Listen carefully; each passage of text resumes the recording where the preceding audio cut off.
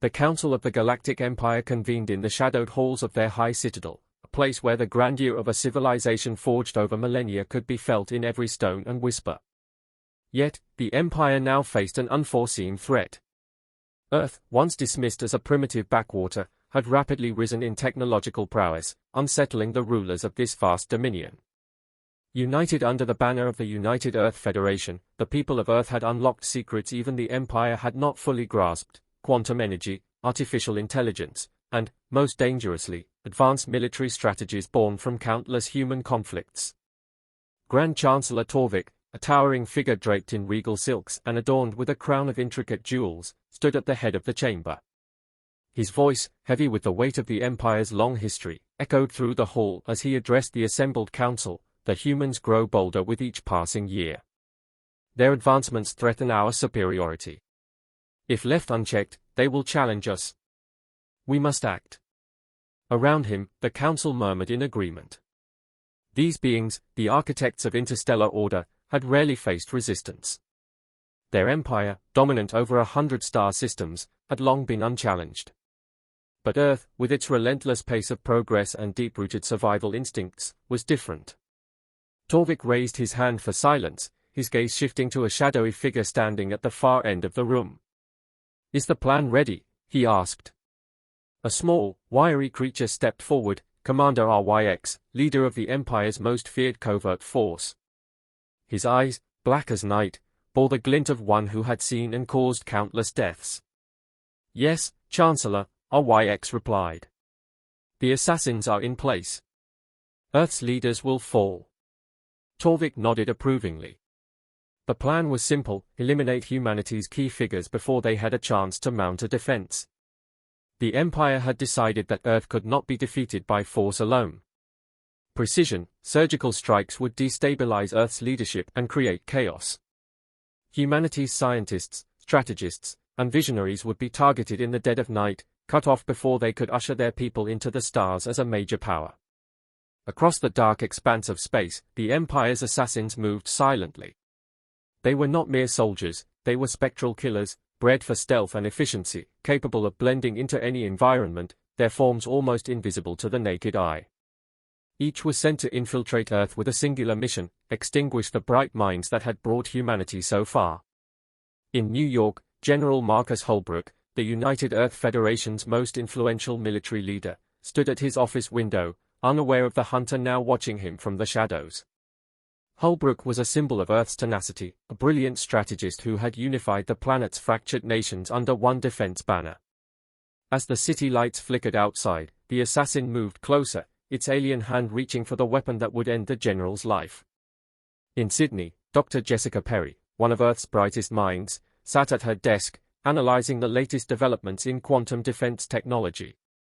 The assassin sent after her slithered through the vents, its presence undetectable by any of Earth's sensors as it prepared to strike. One by one, the assassins completed their missions across the globe. By morning, Earth's most significant leaders would be dead, and the planet would be plunged into disarray. It was a flawless plan, executed with precision. No human could have anticipated the strikes, and no defense could have been mounted against such well-hidden foes. In the wake of the assassinations, Earth's silence was deafening. The Galactic Empire's assassins had struck with terrifying precision, leaving chaos in their wake. Across the planet, news of the fallen leaders spread like wildfire. Streets once filled with life now teemed with fear. Without their most brilliant minds and powerful figures, Earth seemed poised for collapse. But in the heart of this confusion, a deeper plan was already unfolding. In the depths of the United Earth Federation's clandestine operations, whispers of such a threat had been heard. In a remote facility buried deep underground, a signal was triggered as the assassinations began. A team of operatives, long kept hidden from the world, was awakened. These were no ordinary soldiers, they were the Boogeymen, humanity's secret defense, trained for the darkest scenarios. The Boogeymen stirred in the shadows, ready to answer humanity's desperate call. The assassins had succeeded in their initial task, but they had unknowingly sparked something far more dangerous. Humanity had been struck, but it would not fall without a fight. The hunt had only just started. Among the Boogeymen was Victor Kane, a figure spoken of in hushed tones even among the Federation's highest ranks. Kane had earned his place as the leader of the Boogeymen through sheer grit, intellect, and an unbreakable will. He had been the Federation's greatest asset, a ghost on the battlefield, appearing only when all hope seemed lost. As the mission briefing illuminated on the screen before him, Kane's eyes narrowed. The assassinations were bold, clinical, and left no trace. No ordinary defense could have stopped them, but Kane and his team were not ordinary defenders. "We're not here to protect Earth," Kane reminded his team, his voice steady and cold. "We're here to protect the future of humanity. The Empire has drawn first blood, now it's our turn." The Boogeymen had been trained for this exact scenario.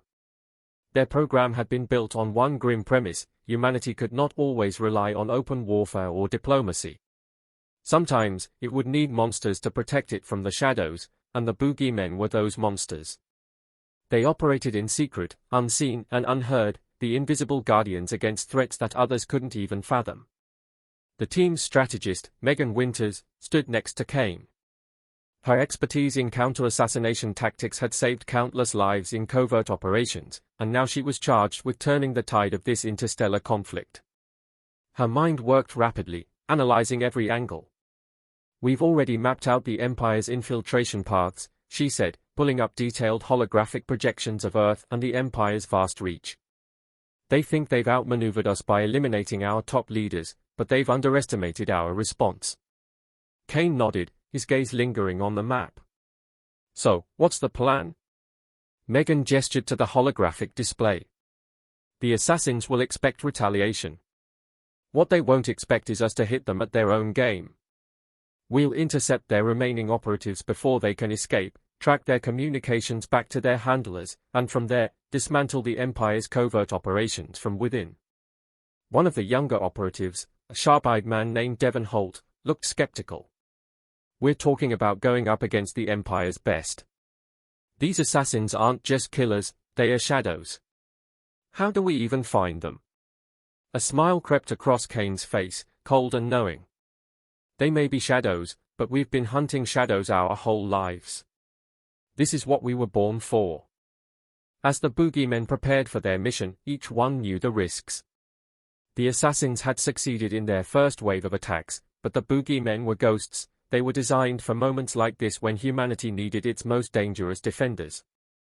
The Boogeymen moved swiftly and silently across the galaxy. Within days, their infiltration had begun. They slipped past Imperial security checkpoints, hacked into encrypted communications, and began tracking the Empire's remaining assassins. Every move was calculated, each operation brought them closer to their ultimate target, the heart of the Galactic Empire's covert operations. Victor Kane stood at the center of the command room aboard their stealth cruiser, his icy gaze fixed on a holographic display of the Imperial capital. Megan Winters stood beside him, her sharp mind dissecting the latest intel. The mission had progressed flawlessly, but the next step would be the most dangerous yet, an all-out strike on the Empire's elite strike force, a division so secretive that even the Empire's top brass barely knew of its existence. "We've tracked the last remaining assassins to a remote outpost on the edge of the Empire's territory," Megan said, pointing to a small blinking dot on the map. "The outpost is heavily fortified, and their strike team is on standby." Kane's expression was unreadable. He knew what they were up against. The Empire's elite force was no ordinary unit. They were considered the Empire's apex predators, trained to take down entire armies. And unlike the assassins sent to Earth, they were prepared for direct combat. This battle wouldn't be fought in the shadows, it would be a full-scale confrontation, and there was no room for error. "We've anticipated their moves," Kane replied, "but we need to be smarter. We hit them fast and hard and make sure they never see us coming. We've lost too many already, but this is our moment. We strike now, we take them down, and we send a message that humanity won't be broken." Megan added, "We can't afford mistakes. They'll expect us to go for the outpost defenses first. Instead, we target their command structure. Without leadership, their forces will crumble." The team's youngest member, Devon Holt, spoke up. "How do we know they won't anticipate that? They're the Empire's best, they'll be ready for anything." Kane gave him a hard look. They'll be ready for anything except us. The Boogeymen boarded their stealth fighters and set course for the outpost. The journey was silent, every second filled with the weight of what was to come. They had faced impossible odds before, but this time, failure wasn't an option. The future of humanity depended on them. The stealth fighters descended upon the outpost with the precision of a surgical strike.